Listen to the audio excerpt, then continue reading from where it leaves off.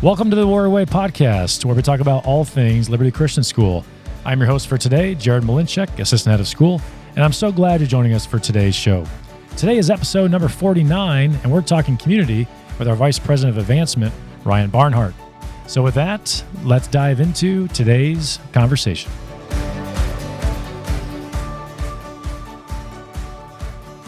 Ryan, thanks for being on the podcast today. How are you doing? I'm doing great, Jared. Thank you. I appreciate you being here. And I want people to hear, you have a really unique story with Liberty Christian School. I would love for folks to hear about your professional background a little bit.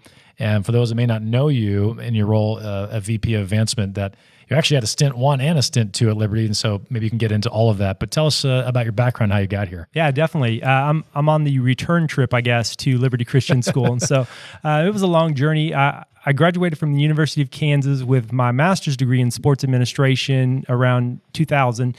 First go around was when I was a teacher and a coach here from 2007 to 2011. I was an English teacher, taught Bible, coached basketball and baseball. And then after that, I went into public education for 3 years as a teacher and a coach. And then after that, I was called into administration. And so I did 9 years of public school administration. Most recently was a principal at a middle school nearby. And then the story you were kind of talking about, my wife went through a really bad illness about 2023. And our daughter was kind of nervous about going into her middle school as well.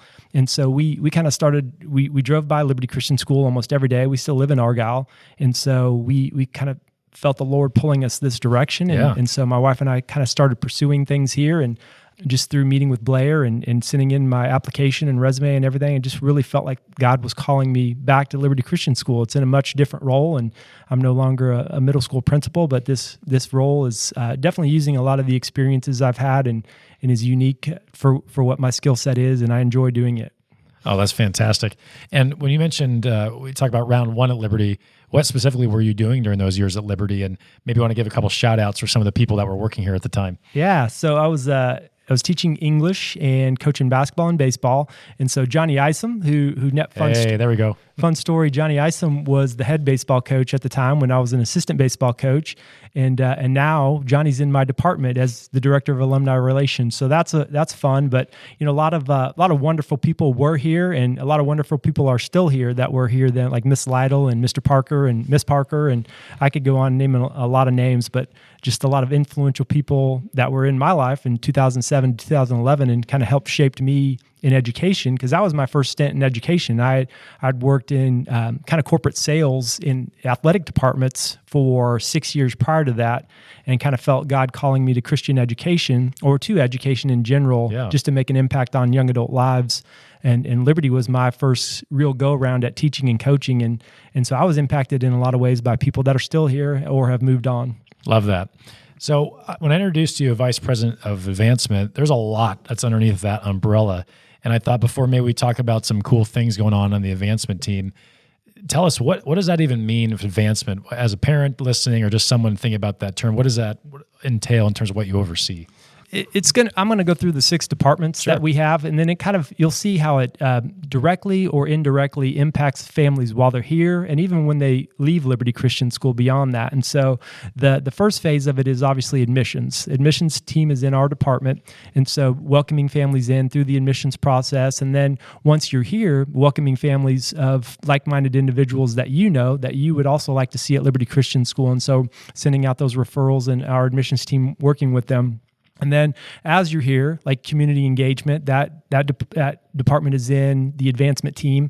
And so we want to make sure that your events are fun, that you're enjoying your time here at Liberty. And we want to make sure that you're connected and involved and volunteering and doing things like that while you're here. And so then we also have our student events. So Anna Joyner does an amazing job for student events, but eventually our students are going to want to do homecoming and go to prom and graduation and things like that. And so all of these things are still in the advancement umbrella. And then we also have the communications team. And so they're sending out the emails or making the podcasts and everything, and just making sure that you're being communicated with as a family.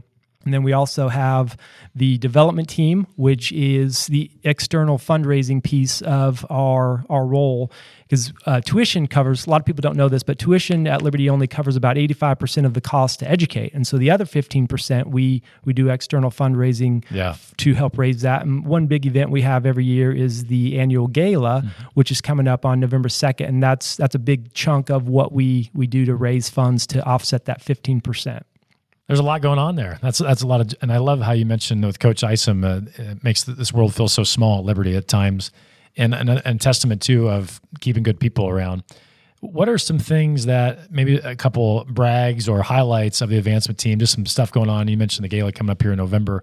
What else is kind of going on in the advancement team? Well, admissions is always going on. Laura and Nikki do a fantastic job of bringing new families in, and a lot of times they have to deliver bad news that the grade is full, because we do have caps on our grade levels, right? And so sometimes they are the bearer of bad news. Like, we know you love Liberty, we know you want to be here, but just not right now. Like, so keep praying for that opportunity for your opening to come. And we work with families in that way, and in regards to trying to find space for them once they're on the wait list. There are other grades that aren't, and so we don't have to have those conversations, but admissions is something that we do year round, and we continue to bring in new families that would be a good fit for Liberty Christian School.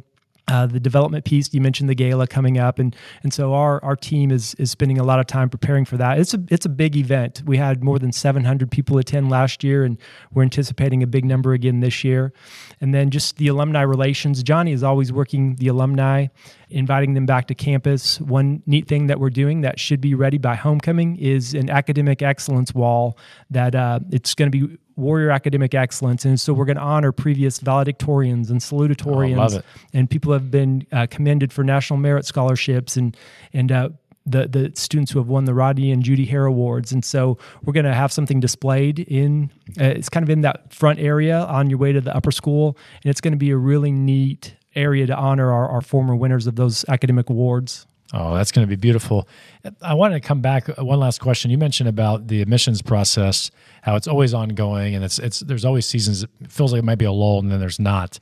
What advice would you have if there's a prospective family listening to this podcast and they're thinking, you know what, maybe the Lord does have Liberty in our future? If there are wait lists, would you recommend just coming to our ASAP? Are there certain times of the year they should submit their application? Just maybe speak to those families a little bit. Yeah, that's a good question.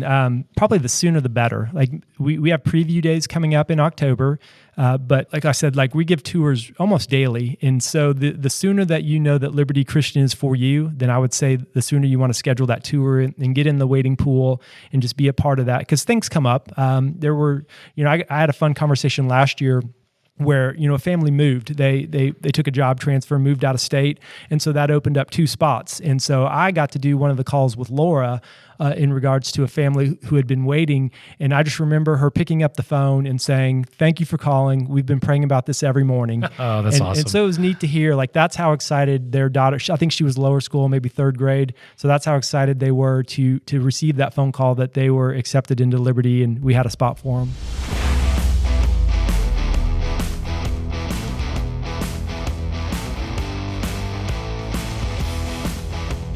Ladies and gentlemen, it is time for the lightning round. Here we're going to have our guest answer as many questions as possible in 30 seconds. Ryan, are you ready? I am ready. I've heard a lot about this, so I'm excited about it. Here we go. Favorite movie of all time? Field of Dreams. Oh, that's a good one right there. What was your favorite homemade meal as a kid? Spaghetti and meatballs. What was your last impulse buy? Last impulse buy? You bought on the fly. What'd you buy? Impulse. 10 o'clock on Amazon. I don't know. Tennis racket for my daughter. All right. Name 3 things you'd have to have on a deserted island. 3 things you'd have to have if you're by yourself. My Bible, sunscreen, and my wife. Those are good options. I was thinking maybe Wilson, we get Wilson out there. All right. And last but not least, if you invented a new holiday in this great state of Texas, what would we celebrate? National Ryan Barnhart Day. It's my birthday, so I think that would be a great one to have. Ryan, I want to give you the final word for today's show. Go ahead and share a word of encouragement or a scripture with the Warrior community. All right, thank you, Jared. I'll do both. Like, my favorite verse in my life verse is Proverbs 3, 5, and 6. Trust in the Lord with all your heart and lean not on your own understanding. In all your ways acknowledge God, and He will direct your paths. And so what I want to encourage families with that verse is, if liberty is your path, or if Christian education is your path, then for someone who was in public education for so many years, and I am not downplaying or downgrading public education at all. I think it's a wonderful opportunity for kids to be educated. But if Christian education or liberty is your path, definitely want to encourage you to pursue that path and whatever means possible to provide that for your children, because I do think it is making a lasting impact on their lives, and it is something that will carry with them to college and beyond. I want to thank our Vice President of Advancement, Ryan Barnhart, for being on the podcast today, along with Mr. Josh and Mr. Hayburn for the behind-the-scenes support of the show. If you have any questions or comments for the show, feel free to drop us a line at podcast@mylcs.com. As always, be sure to subscribe to the Warrior Way Podcast on Spotify, Apple Podcasts, or on YouTube.